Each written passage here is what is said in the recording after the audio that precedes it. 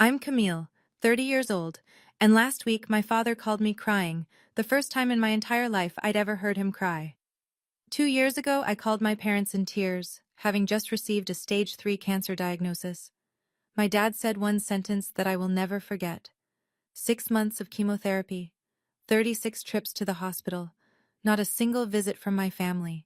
They were too busy planning my brother's wedding. Now my father needs me. And my answer was exactly 4 words. Before I continue, if you end up liking this story, please take a moment to like and subscribe, but only if you genuinely connect with it. Drop a comment letting me know where you're watching from and what time it is there. Now, let me take you back 2 years, to the day I got the call from my doctor. I was a senior graphic designer at a mid-sized agency in Boston, the kind of place with exposed brick walls, too many succulents, and the espresso machine that cost more than my first car. I loved my job. I was good at it. I'd clawed my way up from intern to senior designer in 5 years, no help from anyone. My apartment was a one-bedroom in Somerville, nothing fancy, but it was mine. I had a monstera plant on the windowsill that I'd kept alive for 3 years, which felt like a minor miracle. I had a routine: coffee at 6:30, gym 3 times a week, dinner with my friend Harper on Thursdays. That Wednesday started like any other. I was in the middle of a campaign for a big client, some fintech startup with a deadline that made my eye twitch. My laptop was open, Slack notifications pinging every 30 seconds, when my phone buzzed with a number I didn't recognize. I almost didn't answer. I was in the zone, the creative flow. But something made me pick up. "Ms. Atwood? This is Dr. Patterson's office. We have your biopsy results." I remember the exact temperature of my coffee. Lukewarm, because I'd forgotten about it for an hour. I remember the way the afternoon light hit the glass partition of the conference room. I remember thinking, biopsy results shouldn't come with this tone of voice. "The results are back," the nurse continued. "Dr. Patterson would like you to come in tomorrow morning. Can you be here at 8 a.m.? My Starbucks cup sat untouched for the rest of the day. I didn't taste anything at dinner that night. I just kept thinking, they don't call you in for good news. The next morning, Dr. Patterson didn't waste time. "Stage 3 breast cancer," she said, her voice gentle but clinical. "The tumor is aggressive. We need to start treatment immediately." I sat in that sterile office with its framed diplomas and artificial peace lily, and I felt my body leave the chair. Like I was watching myself from somewhere near the ceiling. A woman in her 20s, still wearing the blazer she'd put on for work, hearing words that belonged in someone else's life. "Ms. Atwood? Camille?" I blinked. "Sorry, Yes, I'm here. Do you have someone who can drive you home?" I thought about calling Harper, but it was barely 9 a.m. and she had a shift at the hospital. My coworkers were acquaintances, not friends. And then, without thinking, I said, "I'll call my dad." Here's what you need to understand about my family. My father, Richard Atwood, was the kind of man who believed his word was law. Not in a cartoon villain way, in that quiet, immovable way that makes everyone around him adjust their lives to accommodate his opinions. When I was growing up, we didn't argue with Dad. We didn't question Dad. We just did what Dad said. And despite everything, despite the years of feeling second best, I still reached for him in that moment. Because that's what daughters do, isn't it? When the world falls apart, you call your father. I walked out of the oncologist's office, found a bench in the hallway, and pulled out my phone. My hands were shaking so badly it took 3 tries to tap his contact. The phone rang twice before he picked up. "Camille? What is it? I'm in the middle of something." I should back up. Let me explain the Atwood family hierarchy. My brother Derek is 2 years younger than me, but you'd never know it by the way our parents treated us. Derek was the son. I was background radiation.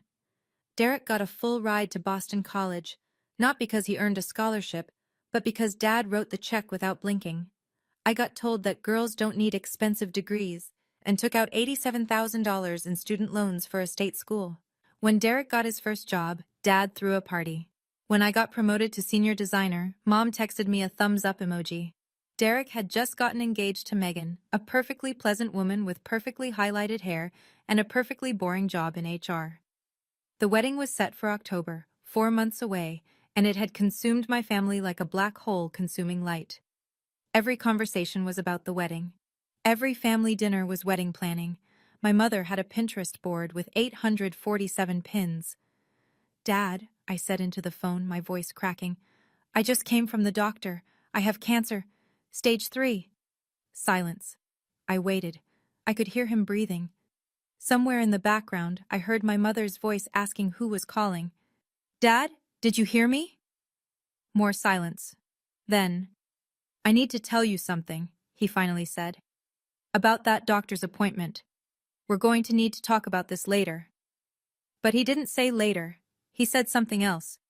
Around that time, I started keeping screenshots of our text conversations. I told myself it was just to remember things. Chemo brain is real, and I was terrified of forgetting important details. But maybe part of me already knew I'd need proof someday. "Dad, I have cancer," I repeated, slower this time, like maybe he hadn't understood. "The doctor says it's stage 3. I need to start chemotherapy right away. I'm really scared." I was crying now, tears streaming down my face in that hospital hallway. A nurse walked by and gave me a pitying look. I turned toward the wall, phone pressed against my ear, waiting for my father to say the words I needed to hear. "Come home. We'll figure this out together. You're not alone." Instead, I got silence. 5 seconds, 10. Then, "Camille, listen. Your mother and we can't deal with this right now." I stopped breathing. "Your brother is planning his wedding, do you understand? The wedding is in 4 months and there's so much to do. We can't take this on right now. Dad, you're a strong girl. You've always been independent. You'll figure it out." His voice hardened, the way it always did when he wanted to end a conversation. "I have to go. Derek and Megan are coming over to finalize the venue deposit." The line went dead.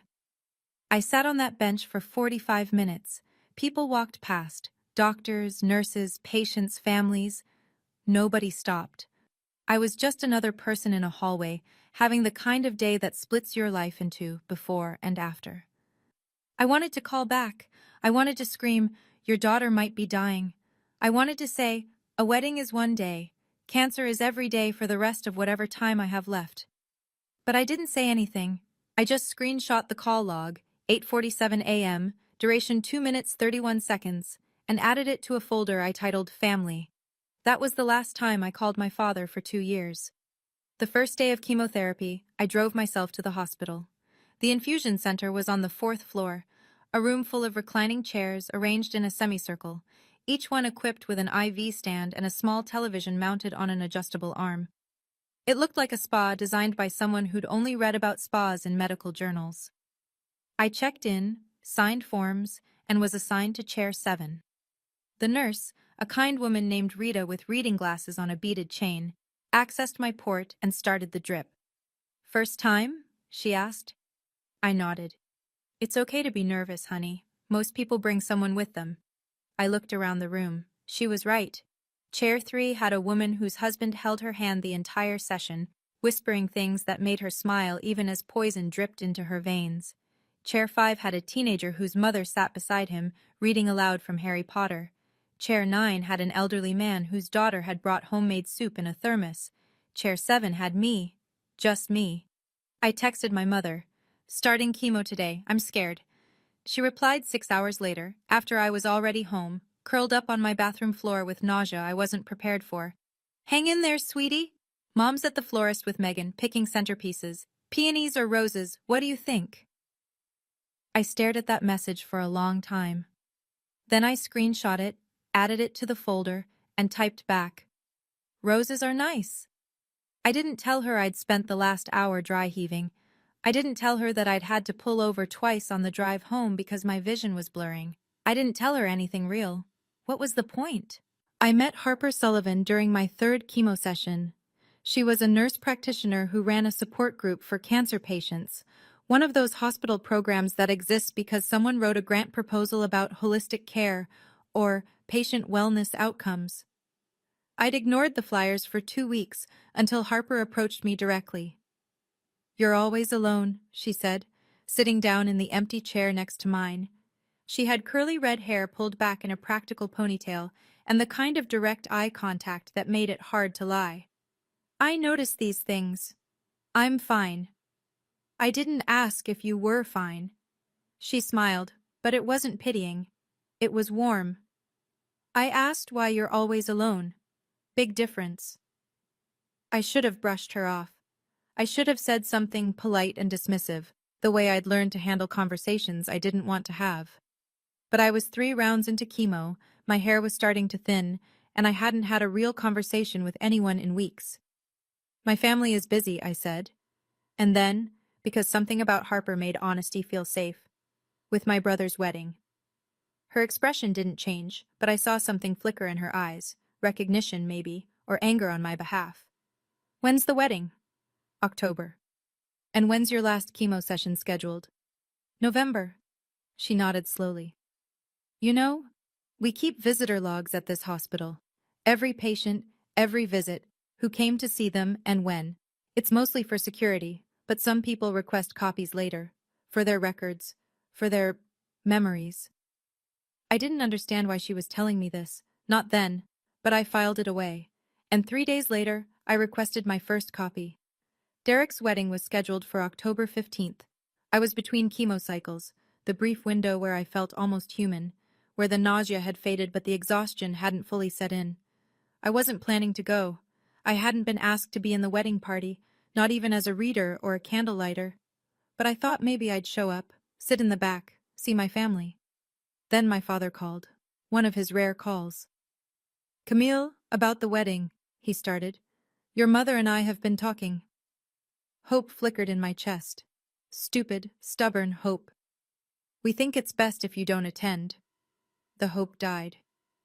You understand, he continued, as if he were explaining something obvious to a child. You look unwell. You've lost weight. Your hair. He cleared his throat. It's Derek's special day. We don't want anything to overshadow it. Anything meaning me.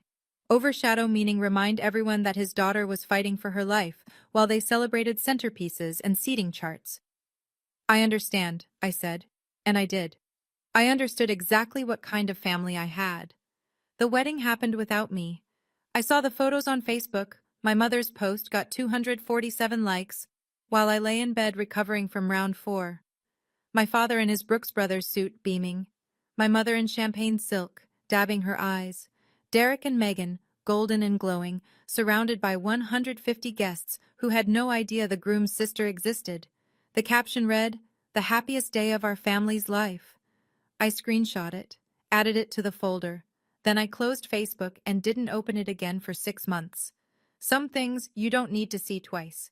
3 weeks after the wedding, the medical bills started arriving. My insurance covered a lot, thank God for my company's PPO plan, but a lot isn't the same as everything. After deductibles, co-pays, and the medications my plan considered non-formulary, I was looking at $47,000. $47,000 I didn't have. I sold my car. I canceled every subscription. I stopped buying groceries that weren't on sale, and when that still wasn't enough, I did something I'd sworn I'd never do again. I asked my father for help. Dad, I'm in trouble. The medical bills are more than I can handle. Could I borrow some money? I'll pay it back. I stared at that text for 20 minutes before sending it. My finger hovered over the button like it was a detonator. But I was desperate, and desperation makes you forget your pride. His response came 2 hours later. Your mother and I just finished paying for Derek's wedding. We don't have extra right now. Have you looked into a personal loan? Your credit should be good enough. I read it 3 times waiting for a follow-up. A sorry, or an I wish we could help, or even a we love you. Nothing came. $47,000. That was the price of my survival. And my family, who had just spent $80,000 on a wedding for my brother, as Derek had proudly mentioned to relatives, couldn't spare a dime. I screenshot the conversation. I added it to the folder. Then I applied for a personal loan with a 14% interest rate, because what other choice did I have? I'd be paying it off for years, but I'd be alive to do it. At least, I hoped I would be. The worst night came after round 4.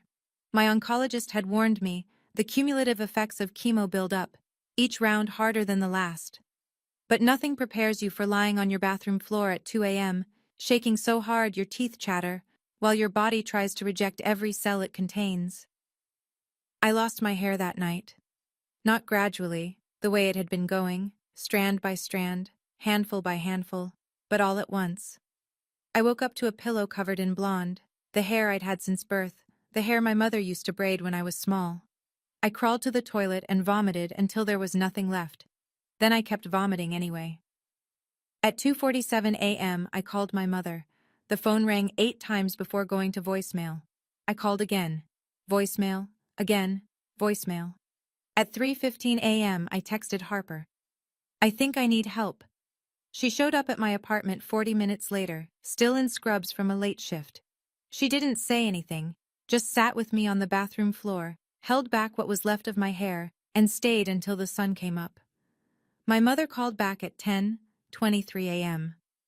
Sweetie, you called last night? I had my phone on silent. Megan and I were at the spa. Post-wedding stress relief. You know how it is. A pause. What did you need? I looked at Harper, who was making me tea in my tiny kitchen. Then I looked at the bald patches on my head in the bathroom mirror. Nothing, Mom, it was nothing. Oh, good. Well, call any time. Love you. She hung up before I could respond. I screenshot the call log, and I understood, finally, what family meant. I know a lot of you watching might have been through something similar, abandoned by the people who were supposed to love you when you needed them most. If you're nodding right now, drop a "me too" in the comments. You're not alone. And if you're wondering what happened when my father finally needed me, keep watching. Because what comes next, I promise you won't see coming. But first, let me tell you how I survived. 2 years later, I was cancer-free. The day Dr. Patterson told me, "No evidence of disease, Camille. You did it." I walked out of her office and cried in the parking garage for an hour. Not sad tears, not even happy tears exactly. Just release. 2 years of holding my breath, and finally, I could exhale. A lot had changed in those 2 years. I'd been promoted to art director. Turns out, staring down your own mortality gives you a clarity that corporate America respects. My boss, Victor Reeves, had kept my position open during treatment, had let me work remotely when I could manage it, had never once made me feel like a burden. "You're talented," he said simply when I thanked him. Talent is worth waiting for. I'd moved too, sold my little Somerville apartment and bought a condo in Beacon Hill. Nothing huge, but it had a window that overlooked the Charles River and enough space for my monstera, which had somehow survived everything I had. I bought myself a navy cashmere scarf to celebrate my 1-year remission. It was the most expensive thing I'd ever owned that wasn't a medical bill. Harper and I were still close, closer than ever. We had dinner every Thursday just like before, but now she felt less like a friend and more like a sister. The sister I'd always wanted. My family? I hadn't seen them in 2 years. We exchanged the bare minimum, a Happy New Year text, a birthday emoji. Nothing real, nothing that mattered. I'd made peace with it, or at least, I'd made a fragile truce. I had a life now, a good life, a life I'd built myself, from the ground up. And then my father called. It was a Thursday evening. I was making dinner, salmon with roasted vegetables, because I'd learned to actually cook during chemo when I needed to control exactly what I ate, when my phone lit up with a name I hadn't seen in years. Dad. I stared at it. The salmon sizzled in the pan. The phone kept buzzing. My first instinct was to let it go to voicemail, the way I'd learned to let a lot of things go. But something, curiosity maybe, or the masochistic part of me that still wanted to believe, made me answer. "Hello? Camille?" His voice was different, thin, uncertain. My father had never sounded uncertain in his life. "I need to see you. Not how are you. Not it's been too long. Not I'm sorry I abandoned you when you had cancer. Just I need." "What's going on, Dad?" A long pause. In the background, I heard my mother's voice, muffled, asking something I couldn't make out. "I've been diagnosed with something." Another pause. "Parkinson's disease. Early stage, they say, but..." He trailed off. I stood in my kitchen, phone pressed to my ear, waiting for him to continue. The salmon was starting to burn. I didn't move. "I need my family around me right now," he finally said. "There's a dinner Sunday at the house. Your mother, Derek, and Megan. I want you there. We need to discuss the future." The future. As if I hadn't spent 2 years building a future without him. "Okay," I heard myself say. "I'll be there." After I hung up, I realized something. In that entire conversation, the first real conversation we'd had in 2 years, he never once asked if I was okay. He didn't even know if I'd survived. I spent the next 2 days oscillating between dread and a dark kind of curiosity. Parkinson's disease. I looked it up because that's what I do now. I research. Early-stage Parkinson's isn't a death sentence. It's a slow decline, a gradual loss of control. Tremors, stiffness. Eventually, difficulty walking, talking, swallowing. It requires long-term care. It requires patience. It requires someone willing to put their life on hold. And suddenly, I understood why my father had called. Not because he missed me, not because he regretted what he'd done, because he needed something, and I was the logical choice. The daughter without a husband, the daughter without children, the daughter who had always been expected to sacrifice. I called Harper that night. "You're going?" she asked, her voice careful. "I need to know what they want, and I need them to look me in the eye when they ask for it. Cam, I'm not going to let them manipulate me, not anymore." I touched the cashmere scarf hanging by my door, my reminder of everything I'd survived. "But I need to face them. Does that make sense?" Harper was quiet for a moment. Then, "You know that folder you've been keeping? The screenshots, the visitor logs?" "Yeah. Bring it, just in case." I could hear her choosing her words carefully. Not to use, but to remind yourself of the truth, if they try to rewrite it. I hadn't opened that folder in months, but that night I sat on my bed and scrolled through 2 years of evidence. The texts, the call logs, the hospital visitor records with my name at the top and an empty column where visitors should have been. My family's love story, told in documentation. Sunday arrived too quickly. I dressed carefully, not to impress, but to armor. Black slacks, a cream silk blouse, the cashmere scarf draped over my shoulders. I looked successful. I looked healthy. I looked like someone who had built a life without them. Harper texted me before I left. "Remember, you don't owe them anything, not a single thing." The drive to Newton took 40 minutes. My parents' house was exactly as I remembered. A white colonial with black shutters, 3 stories, 5 bedrooms, a lawn so manicured it looked artificial. The house I'd grown up in but never belonged to. The house where I'd learned that love came with conditions. I sat in my car for 5 minutes, watching the warm light spill from the dining room windows. I could see figures moving inside. My mother, probably, setting the table with the good china, the Waterford crystal, the sterling flatware, all the props of a family that looked perfect from the outside. My phone buzzed.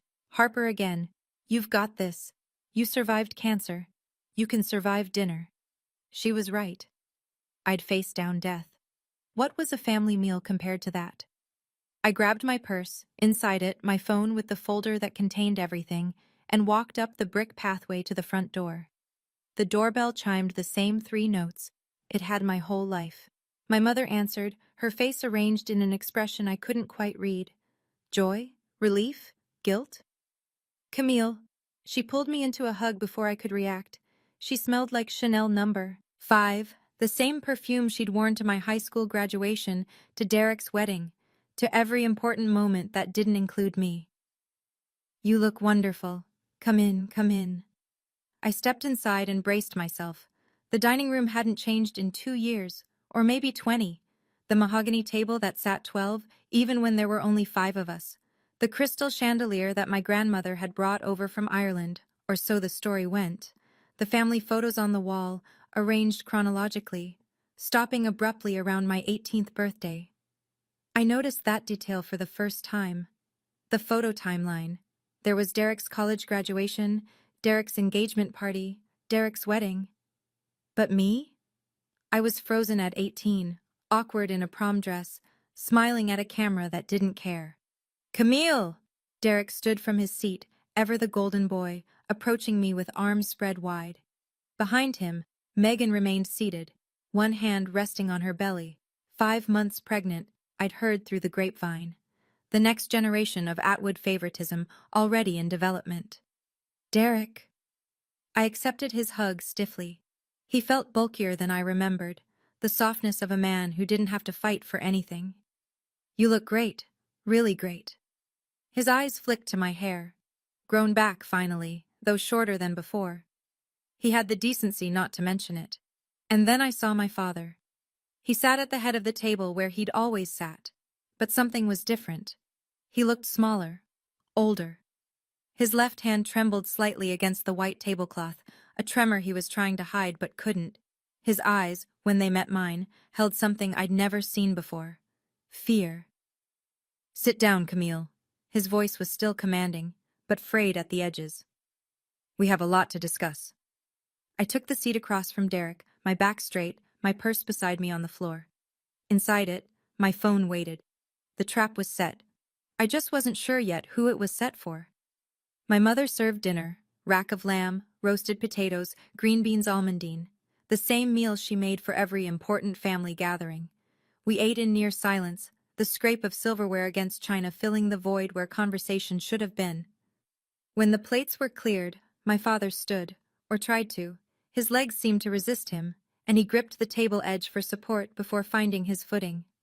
I'll get right to it, he said, his voice carrying the authority of a man who had spent 62 years never being questioned. You all know about my diagnosis, Parkinson's, early stage, but it's going to progress. The doctors say I'll need assistance, long term. He let that hang in the air. My mother looked at her hands. Derek shifted in his seat. Megan rubbed her belly. We've discussed it as a family. When, I thought, when was this discussed without me? And we believe the best arrangement is for someone to move back home, to help with my care. His eyes landed on me. Camille, you're the obvious choice. I felt the word obvious like a slap. Not best, not preferred, obvious. The leftover child, the one without a husband, without children, without anything important enough to prevent her from being useful. You work from home mostly, don't you? He continued. You don't have a family of your own? I've already had your old room prepared. It's time you came back and contributed to this family. Contributed. As if I'd been lounging around doing nothing while they ignored my cancer. As if the only thing I had to offer was servitude. Derek nodded, not meeting my eyes. It makes sense, Cam. I've got the baby coming, the job. You understand? I looked at my father, his trembling hand, his expectant face, and I smiled. You have a responsibility to this family, Camille. My mother's voice, soft but insistent. The voice she used when she wanted something but was too proper to demand it outright. Your father needs you. I've been working 60-hour weeks, Derek added, leaning back in his chair with the confidence of someone who's never had to justify his existence. And with the baby coming, Megan's going to need my support. I can't be in two places at once. I noticed he said Megan's going to need support. Not that he wanted to be there, just that Megan would need him. A convenient excuse. Megan herself stayed silent, her hand still on her belly, but her eyes were on me. There was something there, not sympathy exactly, but recognition, like she was watching a play she'd seen before and knew how it ended. Think about what you're asking, I said quietly. We're not asking. My father's voice hardened. We're telling you what needs to happen. You're the daughter. This is what daughters do. This is what daughters do. The words hung in the air like smoke. I felt my pulse quicken, felt the old familiar pressure to comply, to accommodate, to make myself small so everyone else could be comfortable. But that Camille was dead. She had died on a bathroom floor 2 years ago, alone, with a phone full of ignored messages and a family that couldn't be bothered to show up. Before I answer, I said, my voice steady, despite the pounding in my chest, I want to ask you something, Dad. He looked surprised. People didn't ask Richard Atwood questions, they just answered his. When was the last time you asked how I was doing? Silence. When was the last time, I continued, you asked if I was even still alive? The silence stretched. My mother's smile had frozen.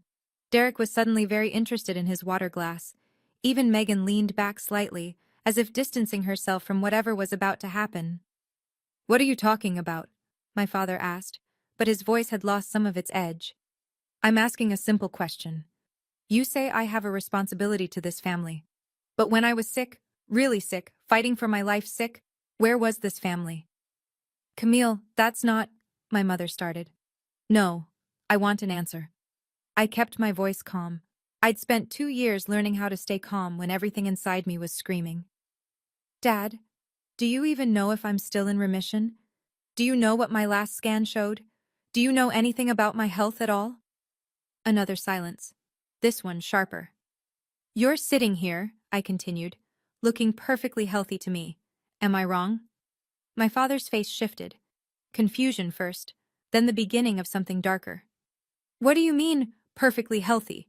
You said you had cancer, Dad. I had stage 3 cancer." I let the word land. I went through 6 months of chemotherapy. I lost my hair. I lost 15 pounds. I spent $47,000 out of pocket because you told me you couldn't help. My father's mouth opened and closed. For the first time in my life, I saw him speechless. "And here's the part I need you to understand." I reached for my purse, slowly, deliberately. My hands weren't shaking anymore. "I'm cancer-free now. 2 years in remission. But you didn't know that, did you? You never asked." I pulled out my phone. "You never asked because you didn't care." My father's face had gone pale. My mother was crying now. Silent tears, the kind she always cried when she wanted to look fragile without making a scene. "That's not fair," she whispered. "We were dealing with the wedding and—" "The wedding?" I nodded slowly.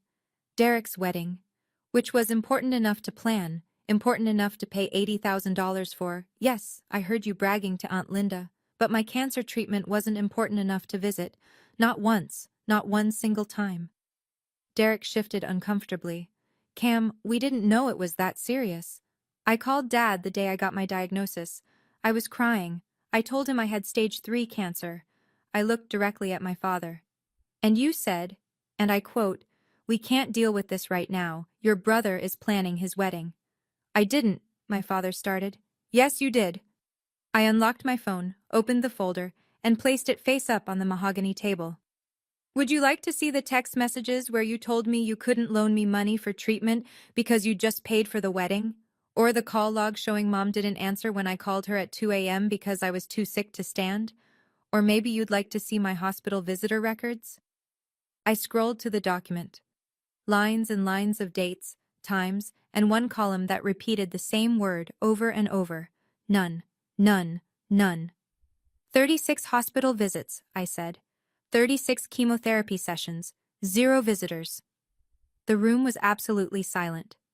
Megan's hand had dropped from her belly. She was staring at the phone, then at Derek, then at my parents. Something had shifted in her expression. My mother reached for the phone, then drew her hand back. "I didn't," she started. But there was nothing left to say. I slid the phone toward the center of the table.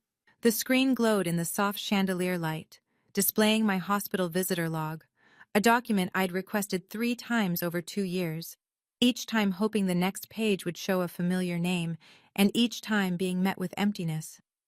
"You can look," I said. "All of you. I'm not hiding anything." My mother was the first to reach for it. Her hands trembled as she scrolled through. Months of entries, dates stamped in institutional font, my name at the top like a patient ID number, and that devastating column, visitors, none, none, none. "I don't understand," she whispered. "Why didn't you tell us how serious—" "I did tell you." I pulled up the screenshots. Here's where I texted you my chemo schedule, and here's where you replied asking about roses versus peonies. Here's where I asked Dad for money, and he told me to get a loan. Here's where I called you 23 times over 6 months, and you answered, twice. Derek grabbed the phone from my mother, scrolling through the evidence.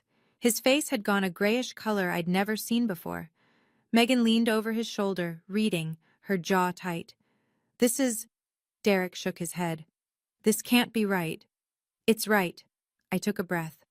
"Every screenshot is time-stamped. Every visitor log is official hospital documentation. This isn't my opinion, Derek. This is what happened. This is what all of you did.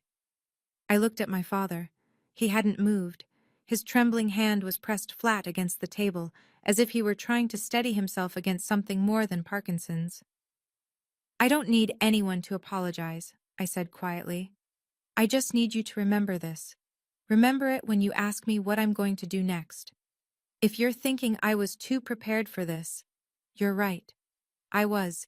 Because when you've been betrayed by the people who were supposed to protect you, you learn to protect yourself. You learn to keep receipts. You learn that feelings can be denied, but documents can't. Hit that like button if you believe that sometimes the truth is the only weapon you need. And stay with me, because my 4 words are coming. The silence that followed was the loudest sound I'd ever heard. My mother was crying openly now, not the performative tears of earlier, but something rawer. Her mascara was running, leaving dark tracks down her cheeks. I didn't know, she kept saying. Camille, I didn't know. You knew, Mom. You just chose not to see. Derek was still holding my phone, scrolling back through the screenshots like he was looking for something that would prove them all innocent. He wouldn't find it. My father finally spoke. This is the past. His voice was rough, the authority cracked. What's done is done. What matters now is the present. I'm sick, Camille. I need help. We need to move forward. I almost laughed. Almost. Forward, I repeated. You want to move forward. Yes. Whatever happened then? He waved his trembling hand dismissively, as if my cancer were a minor scheduling conflict. We need to focus on what's happening now. I need a caregiver. You're my daughter. Megan cleared her throat. It was the first sound she'd made in 20 minutes. Richard, she said, her voice carefully neutral, did you know about any of this? The hospital visits? The money she asked for? My father didn't answer. He knew. The words came from Derek, quiet and horrified.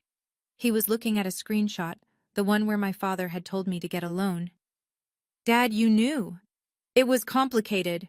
My father's composure finally broke. The wedding, the timing, there were considerations. Considerations. I stood up, slowly, smoothing down my blouse. There were considerations. I picked up my phone and slipped it back into my purse. My mother reached for my hand. Please, Camille, don't do this. We're family. And there it was. The magic word, family. Family, I said, letting the word hang between us. Let me tell you what family means, Mom. I didn't raise my voice. I didn't need to. Family means showing up. Family means answering the phone at 2 a.m. when someone you love is sick and scared. Family means offering to help with medical bills instead of throwing $80,000 at a party. Family means, at minimum, visiting your daughter in the hospital. Once. Just once. My mother's face crumpled. Derek had the decency to look at the floor. I spent 6 months fighting for my life, I continued. 6 months of poison dripping into my veins. 6 months of vomiting and hair loss and terror. And where was my family? I looked at each of them in turn. Planning seating charts, tasting wedding cakes, picking out flowers. Camille, my father tried. No. The word came out sharp enough to cut. You don't get to Camille me anymore. I am not your backup plan. I am not the consolation prize. I am not the daughter you call when you need something and ignore when you don't. I grabbed my purse, my scarf, my dignity. You have a son, I said to my father. A son you paid $80,000 for his wedding. A son you've never asked to sacrifice anything. Why don't you ask him to be your caregiver? Derek's head snapped up. I can't. I have responsibilities. So did I. I met his eyes. I had a job. I had a life. I had cancer. And I handled all of it alone because you were all too busy. I started toward the door, my heels clicking against the hardwood floors. Behind me, I heard my father's voice, broken in a way I'd never heard it before. Camille, please, I'm begging you. I stopped, turned. My father was crying. I'd never seen him cry before. Not when his mother died. Not when Derek broke his collarbone falling off a bike. Not once in 30 years. But now, Tears were streaming down his face, his trembling hand wiping at them ineffectually. "I'm sorry," he choked out. "I know I handled it wrong. But I'm scared, Camille. I'm scared of what's coming. I need you. Please, you're my daughter." For a moment, one brief, treacherous moment, I felt the old pull, the desperate need to be loved, to be wanted, to be enough. The little girl inside me who had spent her whole life trying to earn her father's approval. But that little girl had grown up. She had survived cancer alone. She had rebuilt her life from nothing. She didn't need Richard Atwood's approval anymore. "Dad," I said, my voice steady and clear, "I hear you, and I understand that you're scared. But there's something I need you to hear."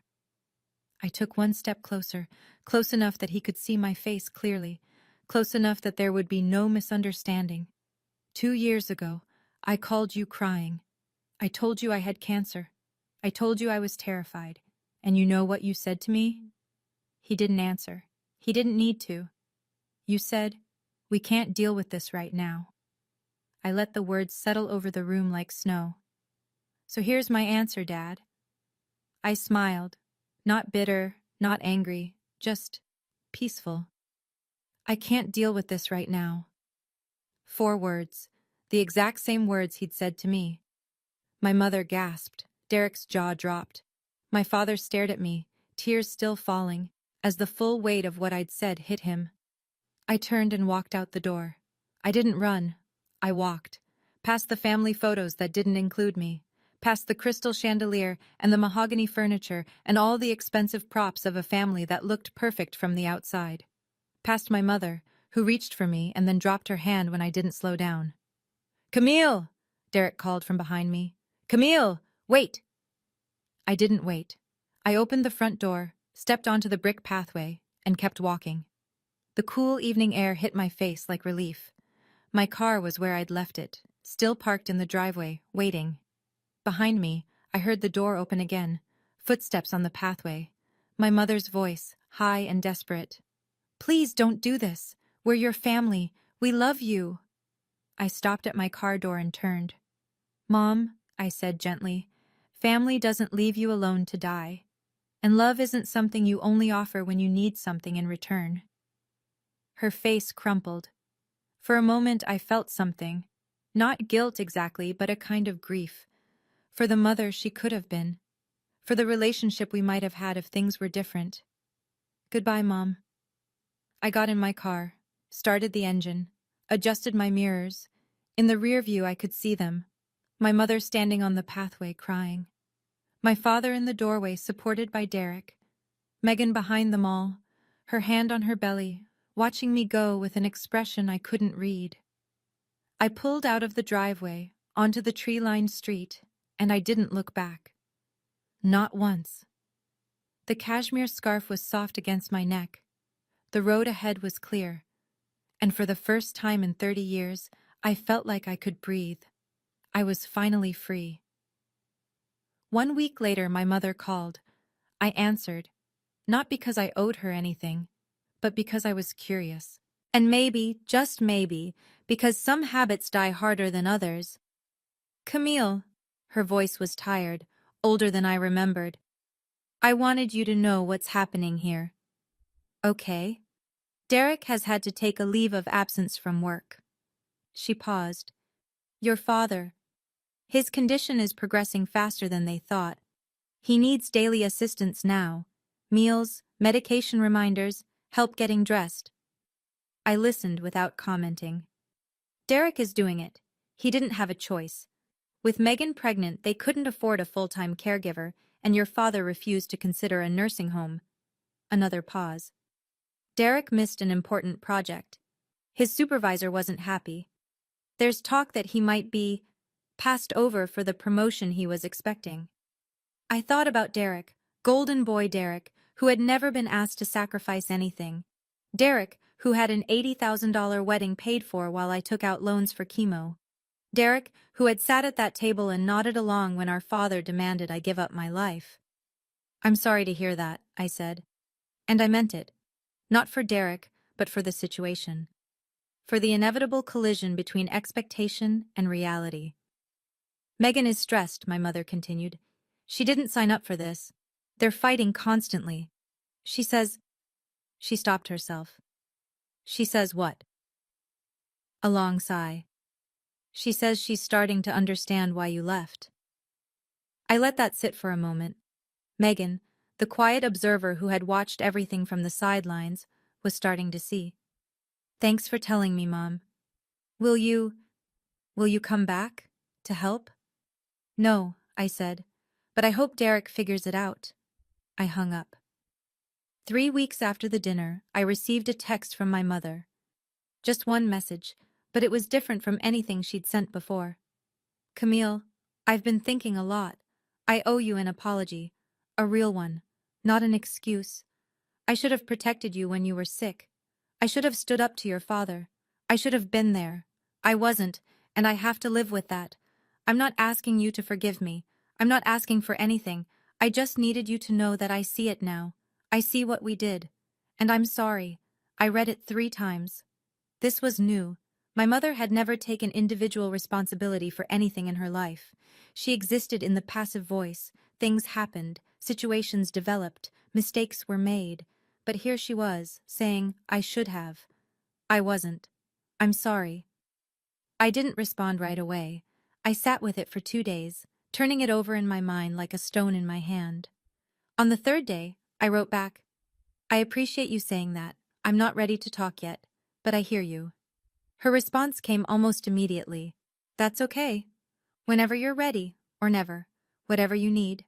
Whatever you need. 4 words.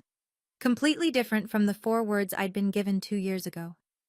I showed the messages to Harper over dinner that Thursday. She read them carefully, then looked up at me. How do you feel? I don't know, I admitted. Maybe a little hopeful, but cautious, very cautious. That's healthy. She reached across the table and squeezed my hand. You don't owe her forgiveness, Cam, but you're allowed to accept an apology too. I know. I smiled. I'm learning. The letter arrived 2 weeks later. It was handwritten, shaky, uneven, the penmanship of a man whose hands no longer obeyed him. The envelope had my name spelled out in careful, trembling letters. Camille Atwood. I almost didn't open it.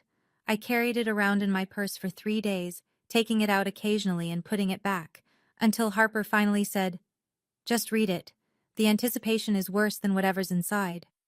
She was right. I opened it on a Thursday evening, sitting alone in my apartment with a glass of wine and my monstera plant as a witness. Dear Camille, I am not good at this. At apologizing, at admitting when I was wrong. Your mother says it's pride. Maybe she's right. I failed you. Not because I didn't know better, but because I made a choice, your brother's happiness over your survival. And I will have to carry that for the rest of my life. I am not asking you to come back. I am not asking you to forgive me. I know I don't deserve either. I only wanted you to know that I see it now. I see what I did. I see the daughter I pushed away, and I see the woman she became without me. You are stronger than I ever was. I lost you, not because of Parkinson's, but because I wasn't the father you needed. I'm sorry. Those words are not enough, but they are all I have. Your father, if you still allow me that title, Richard. The handwriting wobbled across the page, each letter a small battle against the tremors that would eventually take everything from him. I folded the letter carefully and placed it in my drawer. I didn't write back, but I didn't throw it away either. Harper came over the next day. I showed her the letter, the first person I'd shown it to, the first person I trusted enough to see me process something this complicated. She read it slowly, her expression thoughtful. When she finished, she set it down on the coffee table between us. How do you feel? I don't know. I curled my feet underneath me on the couch. Sad, I think. For him. For what he's losing. For what we could have had. But not guilty? I thought about it. Really thought about it. No. Not guilty. I picked up my wineglass, turned it in my hands. I used to feel guilty for everything. For not being good enough. For not trying hard enough. For not being the daughter he wanted. But I've learned something in the last 2 years. What's that? That some people will never love you the way you need, no matter what you do. And that's not your failure, it's theirs. You can't pour yourself empty trying to fill a cup with a hole in the bottom. Harper smiled, her eyes bright. That's pretty wise. I learned it the hard way. I took a sip of wine. I'm not going to rush forgiveness. Maybe I'll get there someday. Maybe I won't. But I'm not going to force it just because he's sick, or because it would make things easier for everyone else. And if he gets worse? If he... She didn't finish the sentence. Then I'll deal with it when it happens. But I won't set myself on fire to keep someone else warm, not anymore. I looked at the letter, still sitting on the table. That's my boundary, and I'm allowed to have it. Yes, Harper agreed. You absolutely are. 6 months later, I was still cancer-free. Dr. Patterson had used the word thriving at my last checkup, which seemed too optimistic for someone like me, someone who had learned to brace for impact. But maybe she was right. Maybe I was thriving. I'd been promoted again. Creative director now, with an office that had a window overlooking the Boston skyline. My Monstera plant had made the journey with me, thriving in the better light.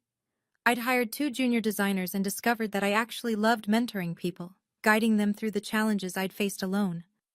I was dating someone. His name was James, and he was a high school history teacher with kind eyes and a terrible sense of humor. He knew about my cancer, about my family, about all the ways I'd been broken and rebuilt. He didn't try to fix me. He just showed up, consistently, the way people who love you are supposed to. Harper and I still had dinner every Thursday. She'd started dating someone too, a surgeon from her hospital, a woman named Elena who laughed at all of Harper's bad jokes. We were building a life, all of us, together. The family we chose. My mother texted me every few weeks. Short messages, mostly. Thinking of you. Hope you're well. I responded sometimes. Not always. We weren't close, and maybe we never would be. But we were something. A work in progress. My father's Parkinson's had progressed. He'd finally agreed to a part-time caregiver, paid for out of the retirement fund he'd been hoarding. Derek visited twice a week now. Duty, I assumed, not love. But maybe that's all some families have. I hadn't seen them since that dinner. I wasn't sure I ever would again, and I was okay with that. If you're watching this, if you've made it this far, I want to talk to you directly. Maybe you're in the position I was 2 years ago. Maybe you're lying in a hospital bed, or sitting in a waiting room, or crying in a stairwell because the people who were supposed to love you have made it very clear that you're not their priority. Maybe you're wondering if it's your fault. If you were different, better, easier, less needy, they would show up for you. I spent 28 years believing that. And then I got cancer and I learned the truth. Some people will not show up no matter what you do. You could be dying, literally dying, and they would still find something more important. That's not a reflection of your worth. That's a reflection of theirs. Here's what I want you to know. You are allowed to set boundaries. You are allowed to protect yourself. You are allowed to say no to people who only reach out when they need something.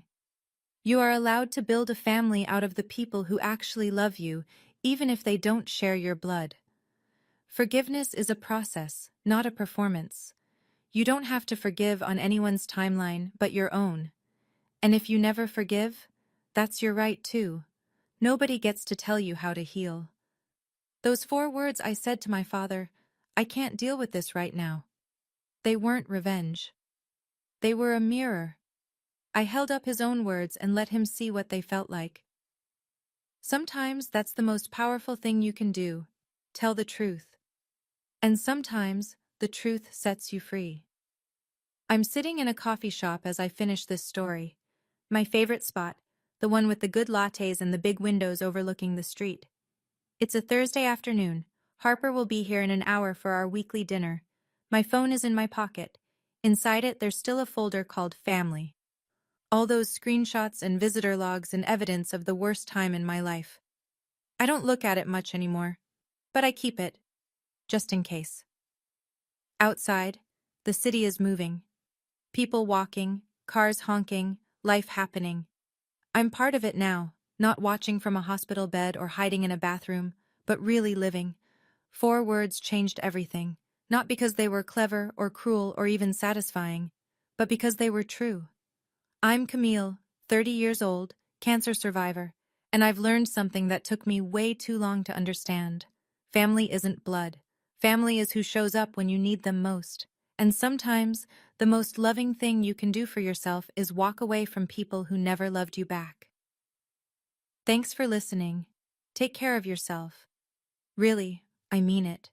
If this story resonated with you, here are the lessons I carry with me every day.